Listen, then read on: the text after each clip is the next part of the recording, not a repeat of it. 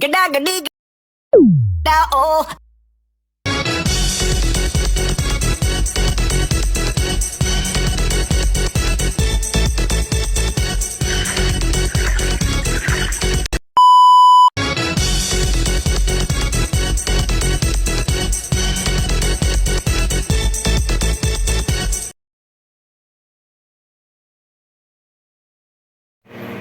Baik, Assalamualaikum warahmatullahi wabarakatuh. Perkenalkan, nama saya Afgan Rehan dengan NIM 43224086. Jadi saya akan menjelaskan bagaimana itu tugas termodinamika itu yang akan saya kerjakan sekarang.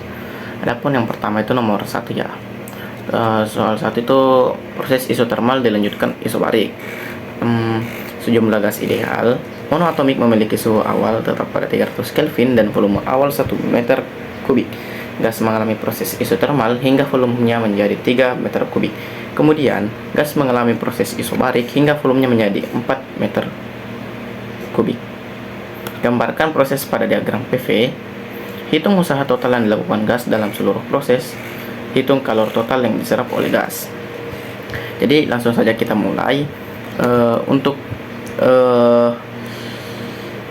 Yang saya dapat grafiknya itu seperti ini, dimana terdapat kurva hiperbolik karena PV-nya itu konstan dari P1 V1 nya ke P2 V2 dengan V2 lebih dari V1 dan P2 lebih dari P1, dimana yang garis horizontal tadi itu karena tekanannya konstan dari P2 V2 dengan P3 V3 dengan P3 itu sama dengan P2 dan V3 lebih dari V2.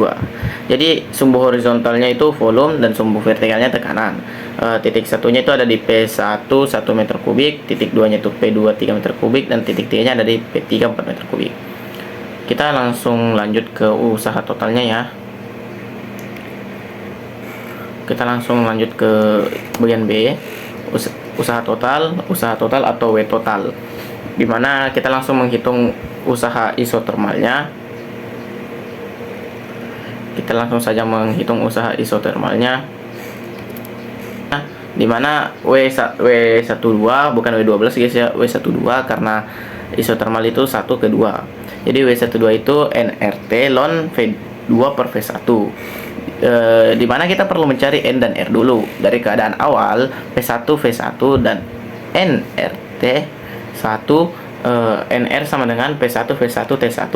Namun karena P1 tidak diketahui, jadi kita nyatakan W12 dalam P1. Jadi dimana W12 itu sama dengan P1 dikali V1 ln 3/1 sama dengan P1 dikali 1 dikali ln 3, menghasilkan 1,986 P1. Dimana untuk kita lanjut pada usaha pada proses isobariknya, dimana W23 ke 3, dimana W23 itu P sama dengan V3 kurang V2.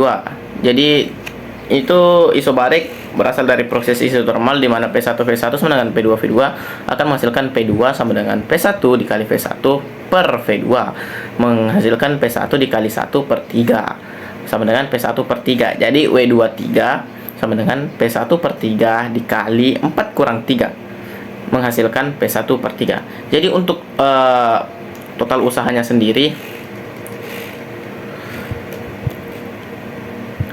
itu total usahanya sendiri itu W total sama dengan W12 tambah W23 menghasilkan 1,0986 P1 tambah P1 per 3 menghasilkan 1,432 sekian P1.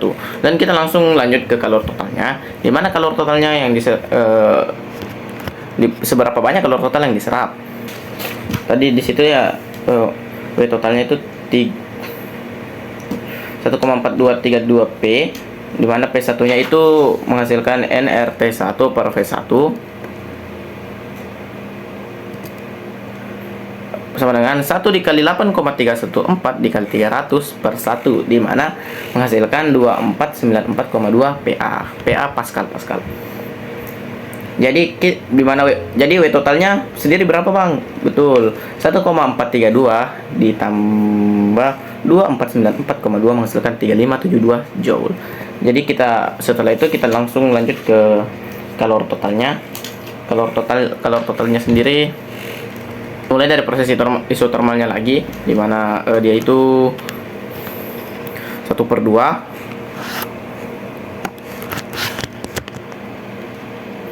dimana dia itu 1/2, jadi delta U nya itu 0 karena suhunya konstan, tidak ada perubahan. Lanjut ke kalor 1,2 nya itu sama dengan W12, jadi W12 jadi 1,0986 P1 2739 joule, dengan P1 itu 494,2 Pascal. Dilanjut proses isobarik 23, kalor 23 sama dengan delta U 23 tambah W23. Jadi kita cari dulu gas monoatomiknya, itu delta U23 dengan rumus 3/2 NR dikali T3 kurang T2, dimana kita harus cari T2 dan T3 dulu ya. Jadi T2 itu sama dengan T1, dimana T1 itu sendiri 300K, dan kita lakukannya berdasarkan proses isobarik lagi. Bagaimana itu, Bang? Ya betul, V2 per T2 sama dengan V3 per T3, di mana T3 itu T2 dikali V3 per V2 menghasilkan 300 dikali 4/3 menghasilkan 400 Kelvin. Selanjutnya kita langsung masukkan ke dalam rumus saya, delta U23 sama dengan 3/2 dikali 8,314 dikali 400 kurang 300 menghasilkan 1247,1 joule. Jadi W23 itu P1/3 sama dengan 831,4 joule. Jadi kalor 23 itu 1247,1 tambah 831,4 menghasilkan 2078,5 joule. Jadi total kalornya sendiri jika dijumlahkan Q12 ditambah Q23 menghasilkan 2739 ditambah 2078,5 menghasilkan 4817,5 joule. Proses adiabatik dilanjutkan isohorik. Sejumlah gas ideal memiliki tekanan awal pangkat 5 Pascal. Ya, 5 kali 10 pangkat 5 Pascal. Dan volumenya 2 meter kubik. Gas mengalami proses adiabatik sehingga volumenya menyusut menjadi 1 meter kubik. Setelah itu gas didinginkan secara isohorik hingga tekanannya menjadi 2 kali 10 pangkat 5 Pascal. Jadi untuk diagramnya sendiri itu seperti dimana adiabatik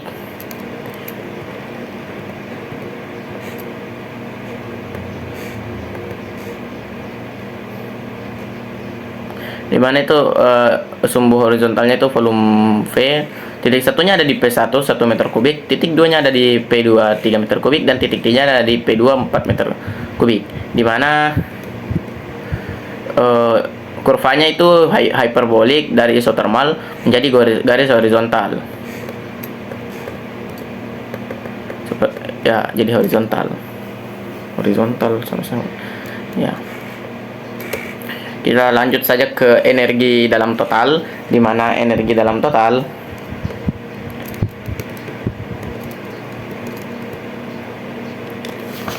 menggunakan untuk gas monoatomik sendiri itu energi dalamnya diberikan oleh U sama dengan 3/2 nRT dalam bentuk P, dan jika dalam bentuk P dan P, U sama dengan 3/2 PV. Jadi jika di delta U total sama dengan U3 kurang U1. Tapi pertama-tama kita hitung P2 nya, tekanan setelah adiabatiknya untuk proses adiabatik. Jadi langsung saja kita P1 V1 dipangkatkan gas monoatomik Y, bacanya apa itu? Y saya, P2 V2 pangkat Y, P2 sama dengan P1 dalam kurung V1 per V2 pangkat Y. Untuk gas monoatomik sendiri itu biasanya ketentuannya untuk gas monoatomik itu biasanya 5/3. Dari soal pun 5/3. Jadi P2 sama dengan 5 kali 10 pangkat 5 dikali 2/1 pangkat 5/3 menghasilkan 5 kali 10 5 kali 10 pangkat 5 kali 2 pangkat 5/3. karena 2 itu 2 pangkat 5 per 3 itu 3,1748, jadi P2 sama dengan 5 kali 10 pangkat 5 kali 3,1748 menghasilkan 1,5874 kali 10 pangkat 6 Pascal. Kita langsung lanjut